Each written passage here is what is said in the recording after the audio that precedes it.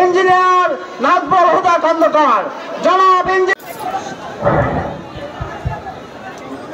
কি বক্তব্য দিব আপনারা চাই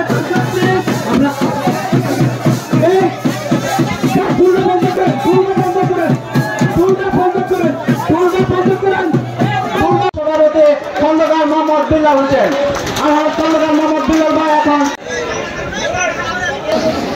যত ষড়যন্ত্রে হোক না কেন নির্বাচন বন্ধ করতে পারবে না। জনগণ নির্বাচন চায় এবং নির্বাচন হবে। এই সরকার নির্বাচনের প্রস্তুতি নিয়েছেন, আশা করি সেই নির্বাচন হয়ে যাবে। কারণ বিভিন্ন দল বিভিন্ন কথা বলে কি হয়, নির্বাচনটাকে পিছিয়ে দিতে চায়। এইটা একটা ষড়যন্ত্র। এই ষড়যন্ত্রের মধ্যে শুধু আমাদের দেশের লোকরা নয়, বিদেশি হস্তক্ষেপ আছে। তারা চায় না বাংলাদেশে একটা শান্তিপূর্ণ উন্নয়ন দেশ হোক।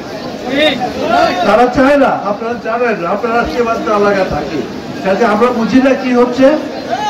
তারা বাংলাদেশের উন্নয়নে খুশি না, তারা বাংলাদেশের গণতন্ত্রের জন্য খুশি না। যদি তাই হতো তাহলে এখান থেকে পালিয়ে যাওয়ার নেতৃবৃন্দ অন্য জায়গায় গিয়ে আশ্রয় দিত না।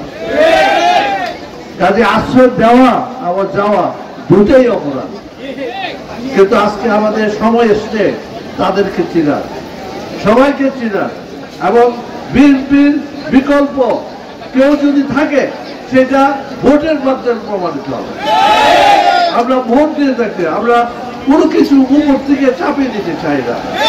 আমরা জনগণের ভোটের জন্য সংগ্রাম করেছি, সেই সংগ্রামই করবে।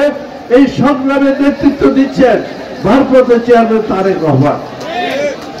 আপনারা জানেন কত অত্যাচার হয়েছে আমাদের দেশনেত্রী বেগম খালেদা জিয়ার উপরে। বাড়ি থেকে বাড়ি করে দিয়েছে, জেলখানায় দিয়েছে, কোনো চিকিৎসার ব্যবস্থা করা হয় নাই। তারপরে ভারপ্রাপ্ত চেয়ারম্যান তারেক রহমানের উপরে কি অত্যাচার হয়েছে, অত্যাচারের পরে বাংলাদেশ স্বার্থ হয়েছে।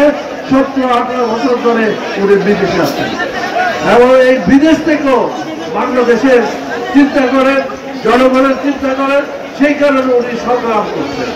আমাদের সঙ্গে আছেন, উনি থাকবেন। আমরা তার হাতকে শক্তিশালী করতে চাই।